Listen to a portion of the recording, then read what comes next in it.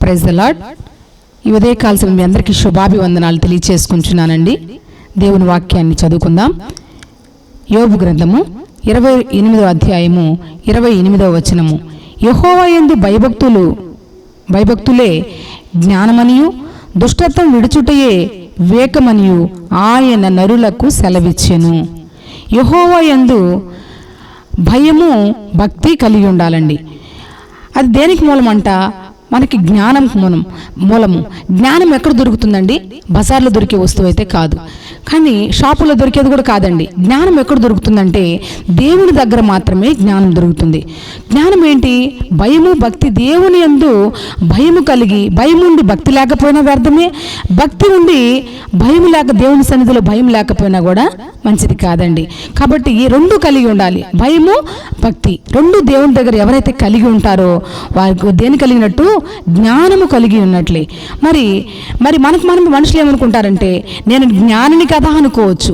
యెహోవా యందు భయభక్తులు కలిగి ఎవరైతే చెడుతనాన్ని విడిచిపెడతారో, పాత జీవితాన్ని విడిచిపెట్టి కొత్త జీవితాన్ని దేవుని కొరకు ఆరంభిస్తారో, ఈ ఉదయకాల సమయంలో మీరు ఇదివరకు ఎలా జీవించారో తెలియదు, కానీ ఇక్కడ ఉన్నటువంటి జీవితంలో ఈ దినము నుంచి నువ్వు దేవునితో నడవడానికి ఒక నిశ్చయత కలిగినట్లయితే, దేవుని యందు భయం కలిగినట్లయితే, దేవుణ్ణి అనుసరించినట్లయితే, ఆయన వాగ్దానాన్ని ఉదయకాలం నమ్మినట్లయితే అదే నువ్వు దేవునికి ఇష్టంగా జీవించడం అన్నమాట.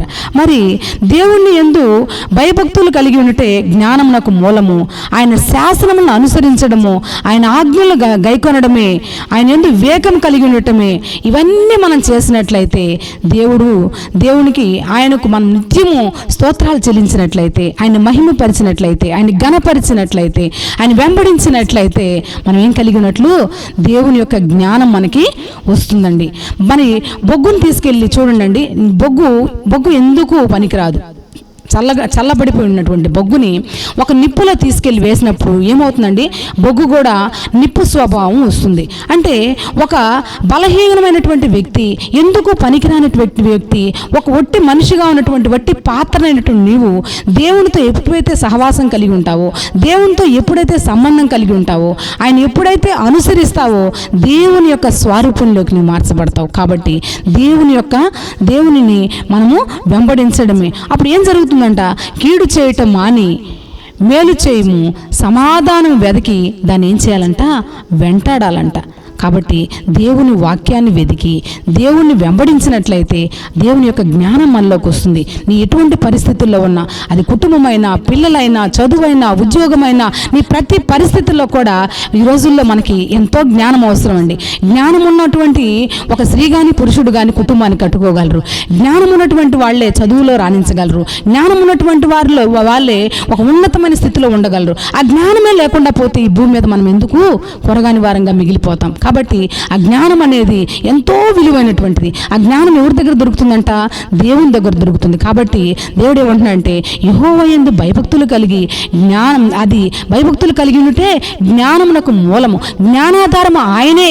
కాబట్టి మనం దేవుని దగ్గరకు వచ్చినట్లయితే ఉదయకాల సమయంలో దేవాని జ్ఞానాన్ని నువ్వు నాకు తోడుగా ఉండు, ఇదినంతా నీ కాపుదల నా కుటుంబం మీద ఉంచు ప్రభు అని నువ్వు ప్రార్థించినట్లయితే, ఈ వాగ్దానాన్ని పెట్టుకుని ప్రార్థించినట్లయితే దేవుడు నీ జ్ఞానాన్ని ఇచ్చే దేవుడు.